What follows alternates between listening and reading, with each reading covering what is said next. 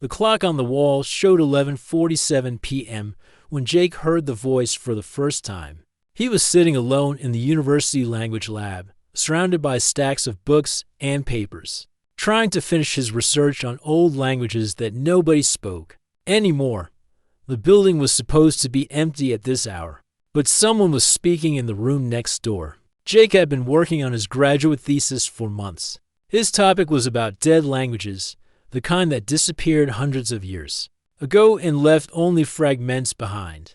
He spent most nights in this lab because it was quiet and had all the resources he needed.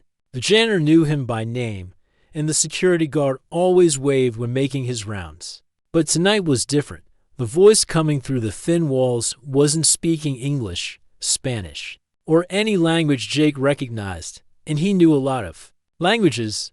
The sounds were strange, flowing like water, but with sharp edges that made his skin tingle. It was like hearing music and words at the same time, but neither quite made sense. Jake tried to ignore it and focus on his work. He had a deadline coming up, and his professor was already asking questions about his progress. But the voice kept drawing his attention. There was something about the rhythm and tone that felt familiar, even though he had never heard anything like it before. The sound stopped suddenly, and Jake realized he had been holding his breath. He shook his head and went back to his notes about ancient Greek dialects. But then the voice started again, and this time it seemed closer. The words, if they were words, seemed to wrap around his thoughts like fog. Jake stood up and walked to the door. He pressed his ear against the wood and listened. The voice was definitely coming from the next room. It was a woman speaking, and her tone was soft but intense, like she was reciting something important. The strange language flowed from her lips with perfect confidence, as if she had been speaking it her whole life. Curiosity got the better of him. Jake opened his door and stepped into the hallway.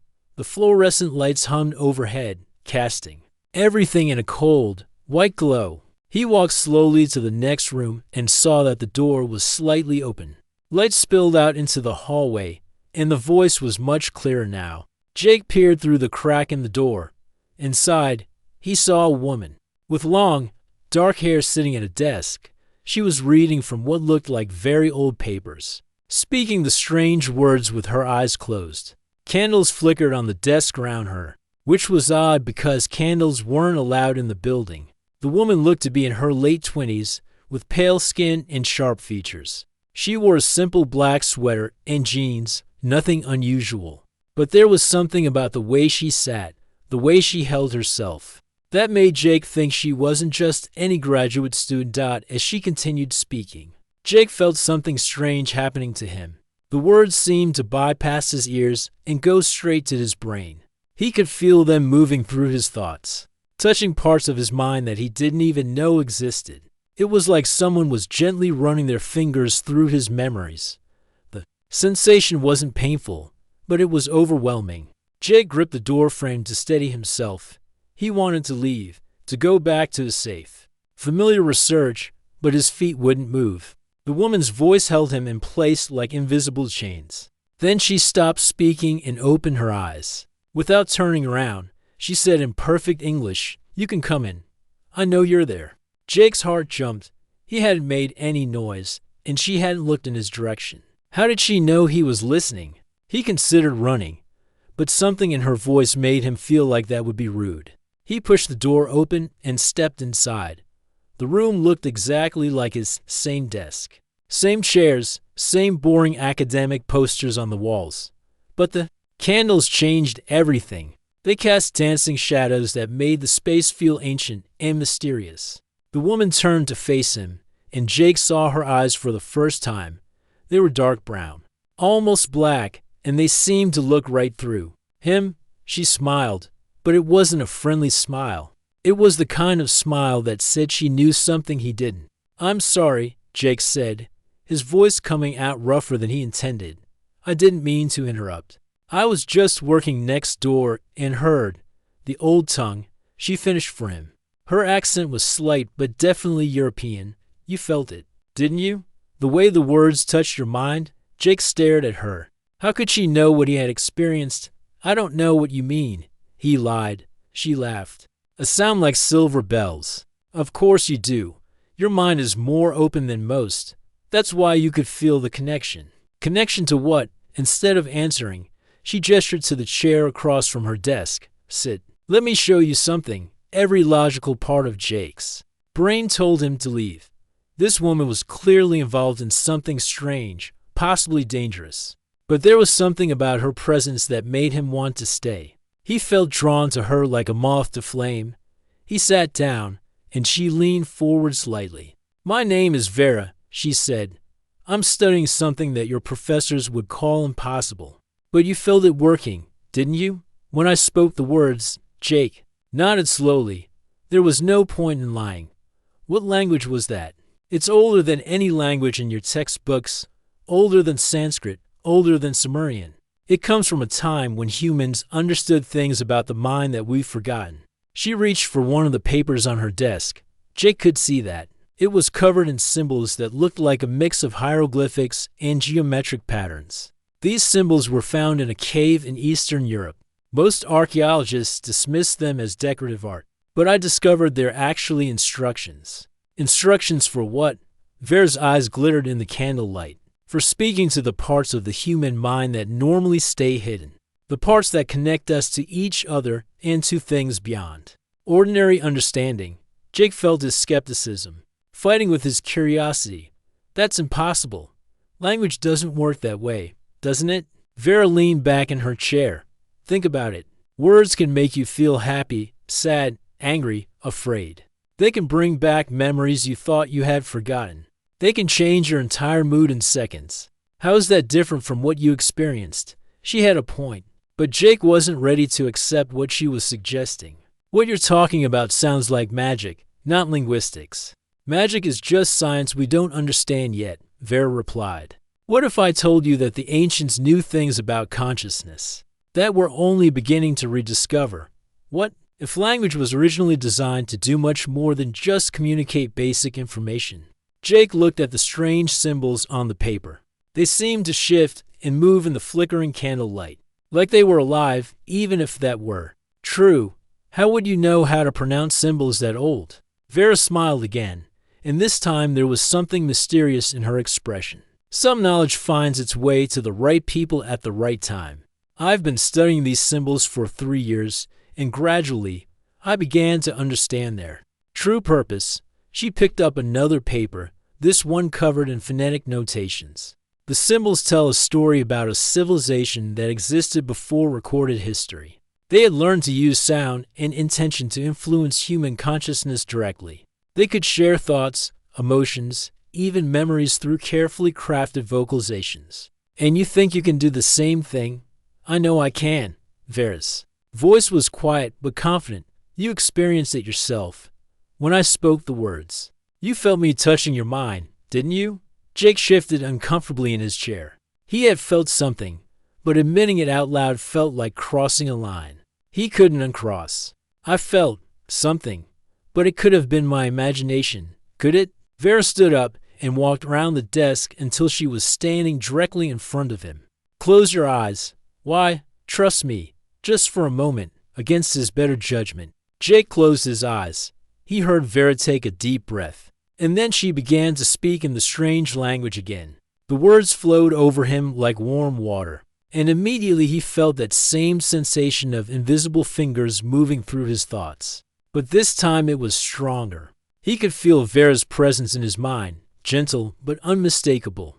She wasn't reading his thoughts exactly, but she was definitely there, sharing the same mental space. It was the most intimate experience he had ever had with another person, and also the most terrifying. When she stopped speaking, Jake opened his eyes. Vera was watching him with an expression of deep curiosity. Now do you believe me? She asked. Jake's hands were shaking. How's this possible? I'm still learning that myself, Vera admitted. But I think you might be able to help me figure it out. Your mind responds to the old tongue in ways that most people's don't. You have a natural sensitivity to it. What does that mean? It means you might be able to learn it too. Jake stared at her, his mind reeling. Everything he thought he knew about language, about communication, about the limits of human ability. was being challenged, but he couldn't deny what he had experienced. What would happen if I said yes? He asked. Vera's smile was both inviting and dangerous. You would discover abilities you never knew you had. You would learn to touch other minds the way I just touched yours. You would become part of something much bigger than yourself. And if I said no, then you would go back to your safe, ordinary research and try to forget this ever. 3 weeks had passed since Jake first heard Vera speak the old tongue, and his life had completely changed every evening. He found himself walking to the language lab with a mix of excitement and nervousness. His regular research on dead languages seemed boring now compared to what Vera was teaching him. She had started with simple sounds, single syllables that felt strange on his tongue, but somehow familiar to his mind. The first word she taught him meant connection in the ancient language. When Jake spoke it correctly for the first time, he felt a warm tingling sensation spread through his chest, like drinking hot tea on a cold day. Good, Vera had said, her dark eyes lighting up with approval. You're learning faster than I expected. Most people take months to feel anything at all. Jake was proud of his progress, but also confused by it. Why was he able to learn this mysterious language so quickly? He had always been good with languages in school, but this was different. The sounds seemed to come from somewhere deeper than his memory, like his body already knew how to make them. Tonight, Vera was teaching him more complex phrases.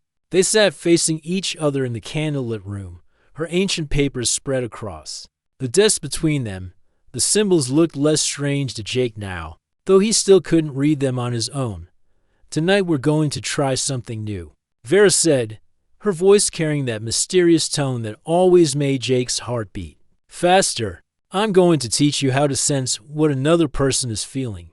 Jake shifted in his chair. Is that safe? Safer than what we'll be doing later? She replied with a smile that didn't entirely comfort him. But yes, it's safe. The old tongue was designed to create understanding between people, not to harm them. She picked up one of the papers and pointed to a series of symbols that looked like intertwined spirals. This phrase opens what the ancients called the feeling bridge. When you speak it while looking into someone's eyes, you can experience their emotions as if they were your own. That sounds incredible, Jake said, though a part of him was scared. How does it work? I'm still figuring that out, Vera admitted. But I think it has something to do with how our brains naturally mirror each other. When you see someone smile, you feel a little happier yourself, right? The old tongue just makes that connection much stronger. She taught him the pronunciation, slowly, breaking each sound down into pieces he could understand. The phrase was longer than anything he had learned before, with complicated tones that had to be exactly right. Jake practiced for 20 minutes before Vera nodded her approval. Now, she said, look into my eyes and speak the words. Jake took a deep breath and met her gaze. Vera's eyes were so dark they seemed like deep pools of water. He began to speak the ancient phrase, letting each sound flow from his throat with careful precision. As soon as he finished, something extraordinary happened. A wave of emotion washed over him that wasn't his own. He felt Vera's curiosity about his progress, her excitement about sharing her knowledge, and underneath it all, a deep loneliness that surprised him. I can feel it, he whispered, his voice filled with wonder. You're lonely, aren't you? Even though you're teaching me, you feel alone. Vera's eyes widened slightly, and the connection grew stronger. Jake could sense her surprise at how accurately he had read her emotions, and also her relief that someone finally understood what she was going through. Yes, she said softly, I've been carrying this knowledge by myself for so long. Nobody else believes what I've discovered. My professors think I'm wasting my time on fantasy. My family thinks I've lost my mind. The sadness in her emotions was so strong that Jake felt tears forming in his own eyes. How do you bear it? I don't have a choice, Vera replied. This knowledge is too important to abandon. Humanity lost these abilities for a reason, but I think we need them back now more than ever. The emotional connection faded gradually, leaving Jake feeling drained but amazed. He had just experienced another person's feelings as clearly as his own. It was the most intimate thing he had ever shared with anyone. How did the ancients use this? he asked. Vera leaned back in her chair, looking thoughtful. According to the text I've translated, they used it to solve conflicts. Imagine if you could actually feel what your enemy was feeling, their fear, their pain, their hopes. It would be almost impossible to truly hate them. That's beautiful, Jake said. Why did we lose these abilities? I think it was fear. Vera replied. The text mentioned something called the Great Closing, a time when people decided that mental connections were too dangerous. They chose isolation over understanding. Jake could understand why. The experience of sharing emotions was powerful, but it was also overwhelming. What else can the old tongue do? Vera's expression grew more serious. Much more than just sharing feelings.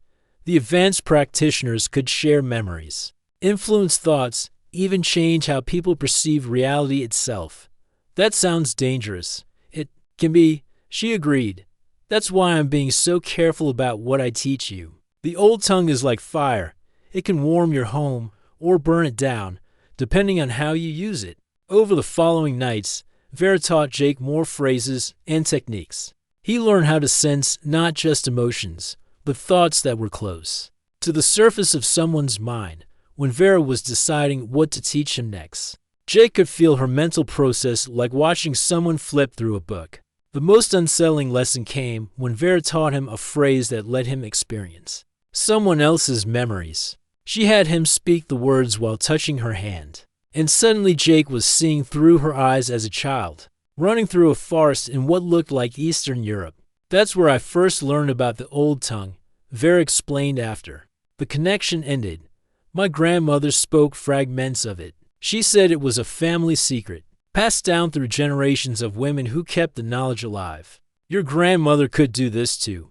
Not as well as I can now. She only knew pieces of the language, but she knew enough to recognize that I had the gift. Vera's voice carried a mixture of pride and sadness. She made me promise to find the rest of the knowledge and learn to use it properly. Jake was beginning to understand why Vera had seemed so intense when he first met her. She wasn't just a graduate student studying ancient languages. She was on a mission to recover lost human abilities that could change the world. What happens when you finish learning everything? He asked. I don't know, Vera said honestly. The text hinted at something called the Great Awakening, a time when humans will remember their true mental abilities. But I don't know if that's a prophecy or just wishful thinking. As the weeks passed, Jake found himself changing in ways he hadn't expected. His regular conversations with friends and classmates felt shallow compared to the deep mental connections he was learning to make. He could sense people's emotions even when they weren't speaking the old tongue, and he found himself knowing things about them that they hadn't told him. One evening, as Jake was practicing a particularly difficult phrase, he felt something new.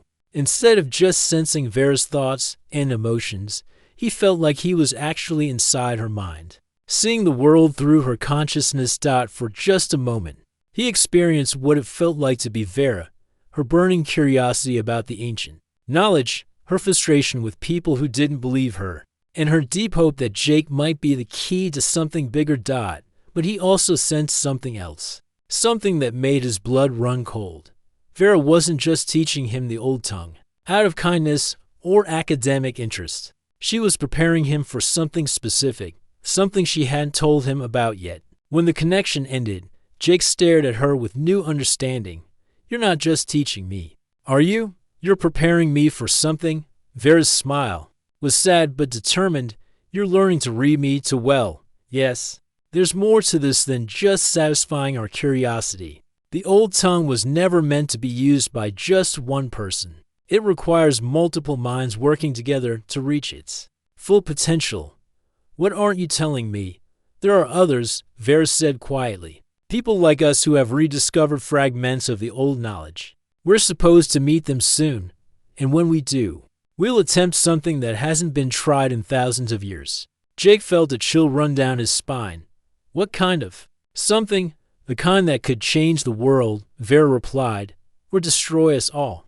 The coffee shop was crowded and noisy, which was exactly what Vera wanted. She had chosen this place specifically because the chatter of other customers would mask their conversation. Jake sat across from her, nervously stirring his coffee while she spread out what looked like normal textbooks on the table. Tell me about the others, Jake said quietly, trying to keep his voice steady. Vera glanced around the room before answering.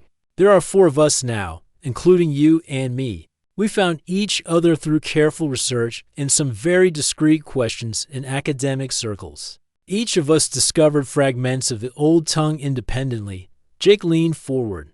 How is that possible? I thought you said the knowledge was almost completely lost. Almost, but not entirely, Vera replied. The ancient practitioners hid pieces of their knowledge in different places around the world. Cave paintings in France, stone carvings in Peru, temple inscriptions in Cambodia.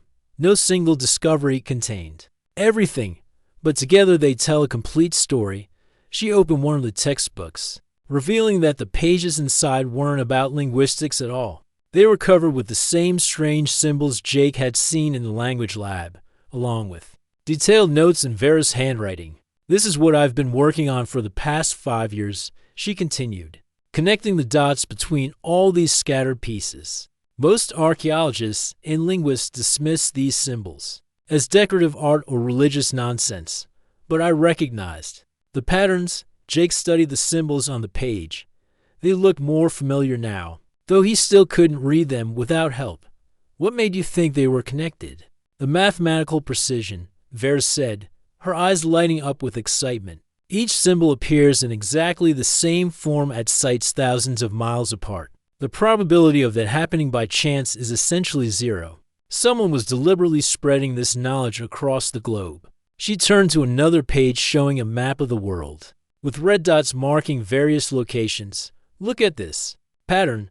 The sites form a perfect geometric shape when connected. The ancients weren't just hiding their knowledge, they were creating a puzzle that could only be solved by someone with the right combination of linguistic skills and mathematical understanding. Jake felt a chill run down his spine. And you solved it? We solved it, Vera corrected. I couldn't have done it alone. Each of the others contributed crucial pieces. Chen discovered the mathematical relationships. Dmitri found the key to pronunciation. Anna translated the symbolic grammar. And now you're helping us understand how the mental connections actually work. Where are they now? Close, Vera said mysteriously. Chen is studying at the Technical University across town. Dmitri is doing research at the History Museum. Anna is working on her doctoral thesis at the main campus. We've all been careful to maintain our normal lives while we prepare for what comes next. Jake's coffee had gone cold, but he barely noticed. What exactly comes next? Vera closed the textbook and looked directly into his eyes. The ancients didn't just use the old tongue for small connections between 2 people. The really advanced techniques require multiple minds working together. Like instruments in an orchestra, the text describes ceremonies where dozens of practitioners would join their consciousness into a single, unified experience. That sounds incredible, Jake said, though part of him was terrified by the idea. What could they accomplish with that kind of mental connection? According to the texts, they could share knowledge instantly across vast distances. They could solve complex problems by combining their mental abilities. They could even influence the physical world through focused group intention. Vera's voice dropped to a whisper, and in extreme cases, they could temporarily merge their consciousness so completely that they became like one super intelligent being. Jake stared at her in shock. Are you saying you want to try that? Not immediately, Vera said quickly. We need to start with much simpler group exercises. But yes, eventually we want to attempt a full consciousness merge. The text suggests that's the only way to fully understand the old tongue's true potential. What if something goes wrong? Then we'll deal with the consequences, Vera replied firmly. But Jake, think about what we could accomplish. Imagine if human beings could share knowledge and understanding as easily as we share words. Wars might become impossible. Scientific discoveries could happen in days instead of decades. We could solve problems that individual minds can't even comprehend. Jake wanted to share her optimism, but he couldn't shake his growing unease. The ancients had these abilities, but they still lost them. Doesn't that suggest there might be dangers we don't understand? Vera's expression grew serious. "You're right to be cautious." The text mentioned something called the price of connection. When minds merge too deeply or too often, individuals can lose their sense of self. Some practitioners became so addicted to the shared consciousness that they couldn't function alone anymore. And you're willing to risk that? I'm willing to risk it because I think humanity needs these abilities now more than ever. Vera said passionately, "Look at the world around us. People are more isolated and misunderstood than ever before. We fight wars over misunderstandings that could be resolved in minutes if we could truly feel what our enemies feel." Jake had to admit she had a point, but he also couldn't ignore the fear growing in his chest. "When do I meet the others?" "Tonight." Vera said, "We're gathering at an old warehouse on the outskirts of town. It's the first time all four of us will be in the same place." That evening, Jake found himself walking through a dark industrial district, following Vera's directions to a building that looked abandoned from the outside. But when they slipped through a side door, he discovered that someone had converted the interior into a comfortable meeting space with soft lighting and cushioned seating arranged in a circle. 3 people were already waiting for them. Chen was a thin man in his 30s with intelligent eyes and nervous energy. Dmitri was older, maybe 50, with gray hair and the weathered look of someone who had spent years traveling to remote places. Anna was younger than Jake, probably, still in her early 20s, but she carried herself with the confidence of someone much older. "So this is Jake," Anna said, studying him with obvious curiosity. "Vera says you have unusual sensitivity to the old tongue." "I'm still learning," Jake replied, feeling suddenly self-conscious. "We're all still learning," Chen said with a slight accent. "The knowledge we've recovered is just the beginning. The real understanding comes from practice and experimentation." Dmitri gestured for everyone to sit in the circle. "Vera has told you about our individual discoveries, but she hasn't explained how we found each other. That's a story worth hearing." Over the next hour, Jake learned that the 4 of them had been brought together by a series of coincidences. That seemed almost impossible. Chen had been researching ancient mathematical systems when he stumbled across symbol patterns that matched what Vera had found in linguistic texts. Dmitri had discovered similar symbols in archaeological sites across 3 continents. Anna had found references to the old tongue in historical documents about women who were accused of witchcraft but were actually preserving ancient knowledge. "We didn't find each other," Anna said quietly. "We were guided to each other. The old tongue wants to be rediscovered. It's been waiting for the right time and the right people." "That's a beautiful thought," Jake said, "but it also sounds a little scary. What if we're not the right people? What if we're making a mistake?" "Then we'll learn from our mistakes," Dmitri replied. "The ancients didn't master these abilities overnight. They practiced for generations, building their understanding slowly and carefully. We're just beginning that same journey." Vera stood up and moved to the center of the circle. "Tonight, we're going to attempt our first group connection. Nothing too ambitious, just a simple sharing of emotions and surface thoughts. Jake, you've experienced this with me individually, with 4 minds connected. It will be much more intense." Jake felt his heart racing. "Are you sure it's safe?" "As sure as we can be," Chen said. "We've studied the texts extensively. The basic group connection is described as the foundation for all advanced techniques. If we can't master this, we'll never be able to attempt anything more complex." They joined hands in the circle, and Vera began to speak in the old tongue. The words were different from anything Jake had learned before, more complex, with harmonies and overtones that seemed to create music in the air around them. As the incantation continued, Jake felt the familiar sensation of mental connection beginning. But this time, instead of just touching Vera's mind, he felt 3 other consciousnesses reaching out to him. The experience was overwhelming, for different personalities, for sets of memories and emotions, all flowing together in a stream of shared awareness. For a moment, Jake panicked. He felt like he was drowning in other people's thoughts and feelings. But then Vera's presence in his mind steadied him, showing him how to maintain his own identity while still participating in the group connection. Gradually, the chaos settled into something beautiful. Jake could feel Chen's excitement about the mathematical elegance of what they were doing. He sensed Dimitri's deep satisfaction at seeing ancient knowledge brought back to life, and his mind sparkled with curiosity. 2 months had passed since Jake's first group connection, and the warehouse had become his second home. Every night, the four of them gathered to practice more advanced techniques. With the old tongue, what had started as simple emotional sharing had evolved into something far more complex and unsettling. Jake was getting better at maintaining his individual identity during group connections, but he was also noticing changes in himself that worried him. Sometimes he would catch himself thinking thoughts that didn't feel like his own. Other times he would know things about his friends' lives that they hadn't told him. The boundaries between his mind and theirs were becoming blurred. Tonight felt different from the beginning. Vera had arrived early and spent an arranging candles in patterns Jake hadn't seen before. The symbols carved into the warehouse floor, which Jake only recently learned had been there, long before they started using the space, seemed to glow more brightly in the flickering light. "There's something I need to tell all of you," Vera said once they had settled into their usual circle. Her voice carried a weight that made Jake's stomach clench with worry. Chen looked up from the ancient texts he had been studying. "What is it?"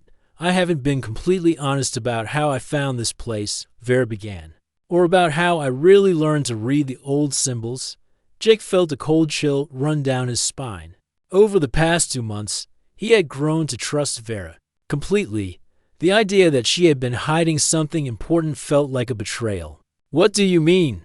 Anna asked, her young face creased with concern. Vera took a deep breath before continuing.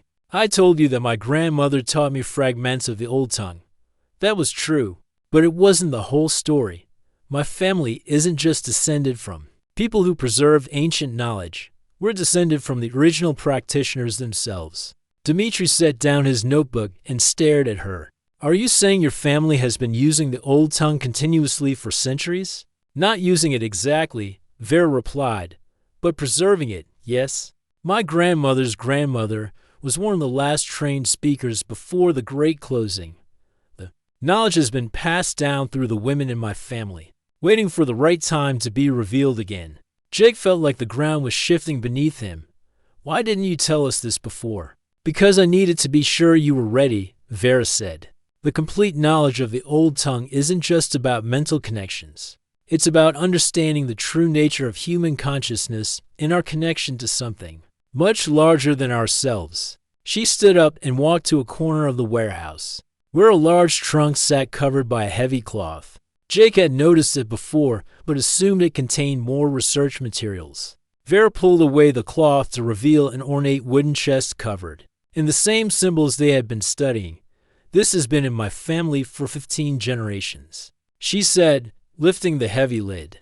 Inside, Jake could see dozens of scrolls, stone tablets, and what looked like metal plates covered in intricate engravings. "This is the complete archive of the old tongue, not just fragments, but the entire body of knowledge that the ancients accumulated over thousands of years." Chen's eyes widened as he took in the sight of so much preserved knowledge. "Why show us this now?" "Because we're ready for the truth," Vera replied. The old tongue wasn't developed by ancient humans acting alone. It was taught to them by visitors from somewhere else, beings who understood consciousness in ways that were only beginning to glimpse. Jake felt like someone had punched him in the stomach. "Visitors? You mean like aliens?" "Not aliens in the way most people think of them," Vera said carefully. "More like travelers from a dimension where consciousness exists in its pure form, without physical bodies. They came to Earth thousands of years ago and found early humans struggling with the limitations of individual awareness." Anna leaned forward, her curiosity overcoming her shock. "They taught humans the old tongue to help them evolve." "Exactly," Vera confirmed. "But the gift came with a responsibility. Humans were supposed to use these abilities to grow beyond their primitive state, to become something closer to what the visitors themselves were. Instead, most people became afraid of the power and chose to abandon it." Dimitri was studying one of the metal plates from the chest. "These symbols are different from the ones we've been learning. They're more complex. Those are the advanced teachings," Vera explained. "The techniques we've been practicing are just the foundation." The real power of the old tongue lies in learning to connect not just with other human minds, but with the consciousness that exists beyond our physical reality. Jake's mind was reeling. Everything he thought he understood about their research had just been turned upside down. Are you saying the visitors are still out there? They never left? Vera said quietly. They exist in a state that's parallel to our reality, waiting for humans to develop enough to communicate with them directly. The deep merge we've been preparing for isn't just about connecting our four minds. It's about opening a doorway to their dimension. The warehouse fell silent except for the flickering of the candles. Jake could hear his heart pounding in his chest as he tried to process what Vera had just revealed. You've been planning this from the beginning, he said, his voice barely above a whisper. You didn't just want to study the old tongue. You want to make contact with these beings. Yes, Vera admitted, but not for selfish reasons. Humanity is facing challenges that individual minds can't solve. Climate change, global conflict, the growing isolation between people. These problems require a level of understanding and cooperation that we've never achieved before. Chen looked up from the ancient texts he had been examining. And you think these visitors can help us? I think they can teach us to help ourselves.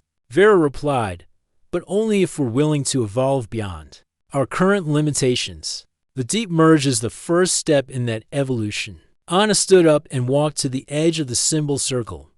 What happens if we refuse? What if we decide this is too dangerous?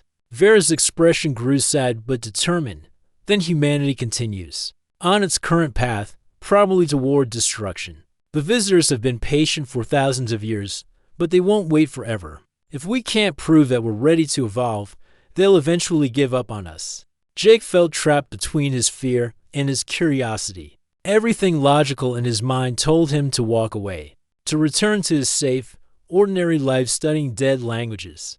But he also couldn't ignore the possibility that Vera was right, that humanity really did need to evolve, and that they had been chosen to help make that happen. How do you know all this? He asked. How can you be sure the visitors still exist? Vera smiled, but there was something strange about her expression. Because I've already made contact with them. The night you first heard me speaking the old tongue, I wasn't just practicing pronunciation. I was having a conversation. The temperature in the warehouse seemed to drop several degrees. Jake stared at Vera with new understanding and growing alarm. The woman I thought I knew. He said slowly, how much of her was real? All of it. Vera insisted. But I'm also more than what you've seen. The visitors have been guiding me since I was a child, preparing me for this moment. Everything that's happened, finding the rest of you, learning to work together, building trust, has been leading up to what we're going to attempt tomorrow night. Tomorrow night. Dmitri echoed, his voice sharp with surprise. The alignment will be perfect then, Vera explained. The barriers between dimensions will be at their thinnest. If we're going to attempt the deep merge and make contact, it has to be tomorrow. Jake looked around at his friends, seeing his own fear and uncertainty reflected in their faces. They had come so far together, learned so much, experienced connections that most humans never imagined possible. But now they were facing a choice that would change everything. What exactly are you asking us to do? Anna said. I'm asking you to trust me, Vera replied. To believe that what we're attempting is worth the risk. Tomorrow night, we'll use the complete knowledge of the old tongue to merge our consciousness so deeply that we become a single, unified mind. In that state, we'll be able to communicate directly with the visitors and learn what humanity needs to do to survive and evolve. And if something goes wrong, Chen asked, Vera's smile was both beautiful and terrifying. Then we'll discover what lies beyond human consciousness, one way or another. Jake realized that he was standing at the most important crossroads of his life. Everything he had learned about the old tongue, everything he had experienced with his new friends, had been leading to this moment of choice.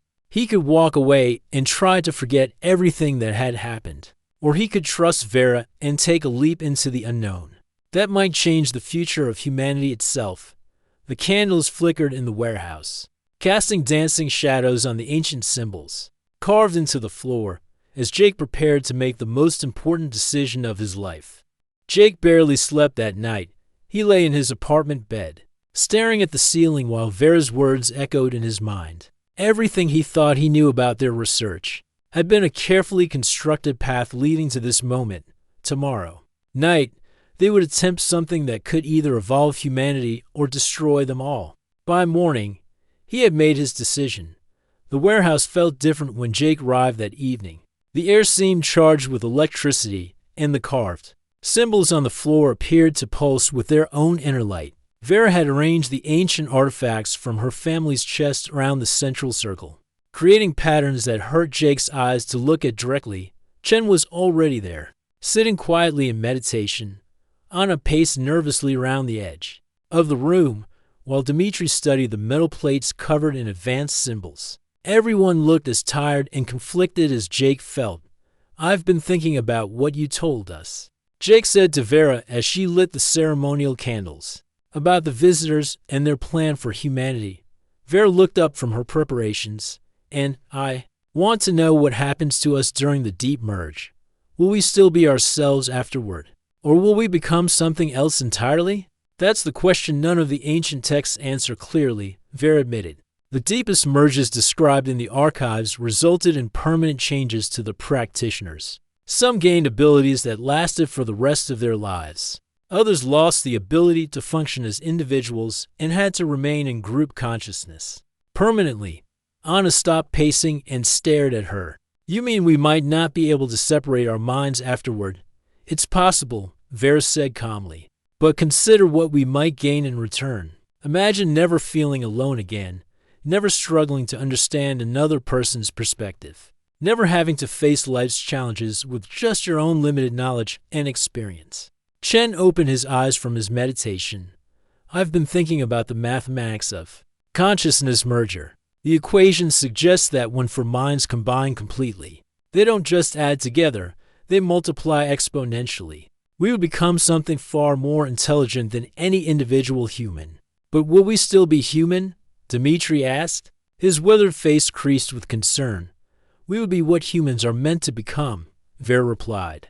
"The visitors didn't teach the old tongue to our ancestors as a curiosity. They gave us the tools for our own evolution." Jake walked to the center of the circle and looked down at the symbols, carved into the floor.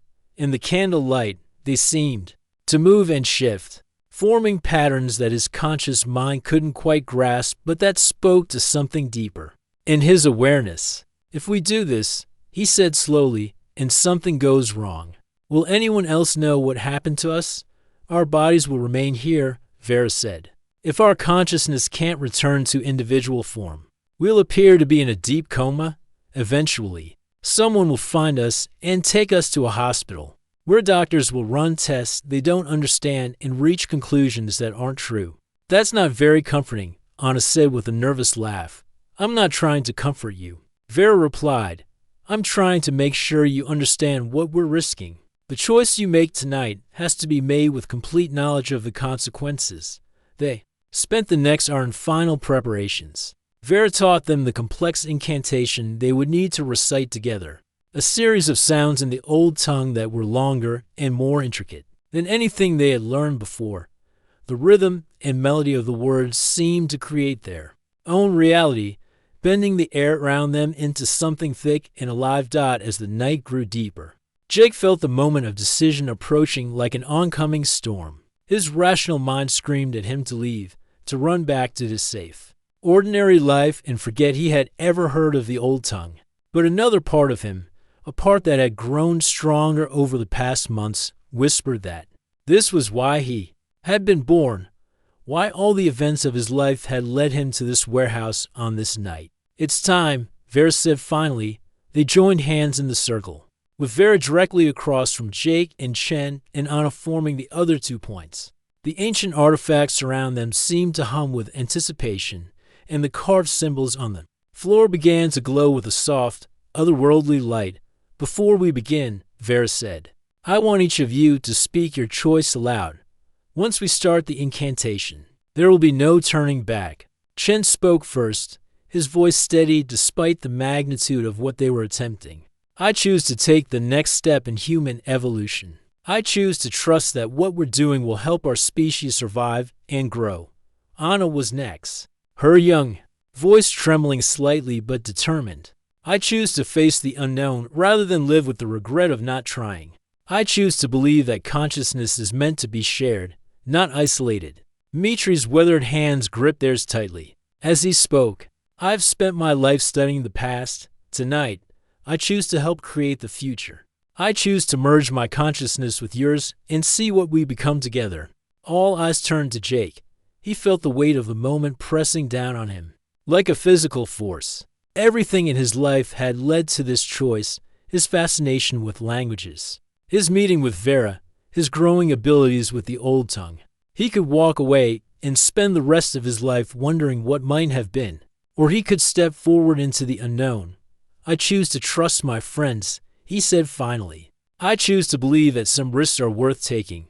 I choose to merge my consciousness with yours and discover what lies beyond individual human awareness. Vera smiled, and for a moment she looked exactly like the graduate student he had first met in the language lab. Then her expression shifted, becoming something older and more mysterious.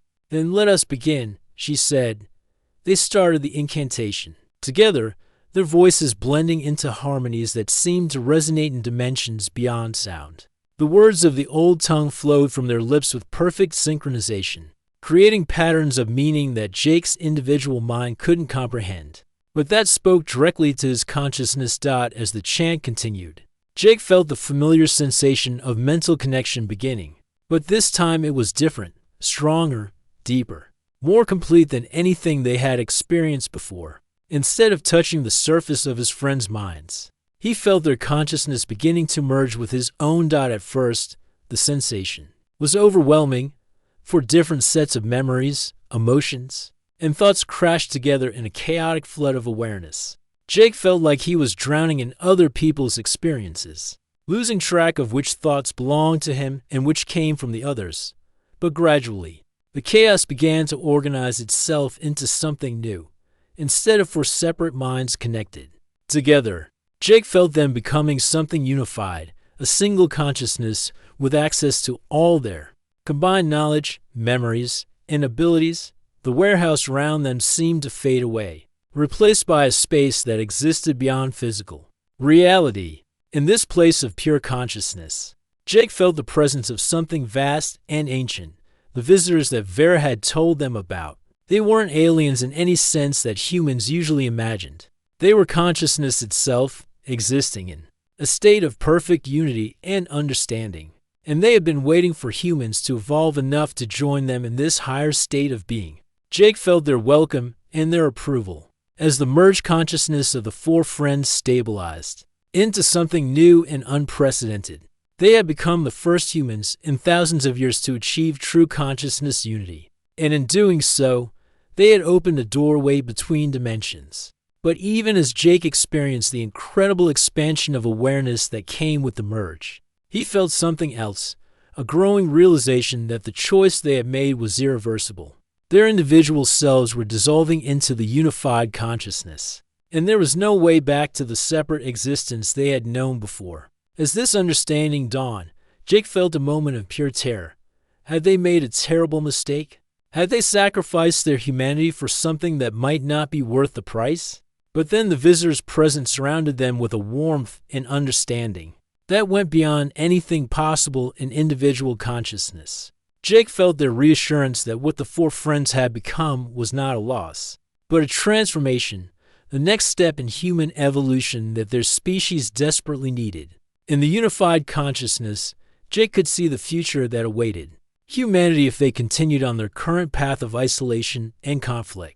But he could also see an alternative future, one where humans learned to share consciousness as naturally as they shared words, where understanding replaced fear, and where the species evolved into something worthy of joining the vast community of conscious beings that existed throughout the universe. The choice was no longer just theirs to make. As the first successful human consciousness merged in millennia, they had become the bridge between humanity's present limitations and its infinite potential. What they did next would determine the future of their entire species. In the warehouse, four bodies sat motionless in the flickering candlelight, Their consciousness expanded far beyond the boundaries of individual human awareness. Whether they would ever return to separate existence, or whether they had become something entirely new, remained to be seen. But one thing was certain, Th.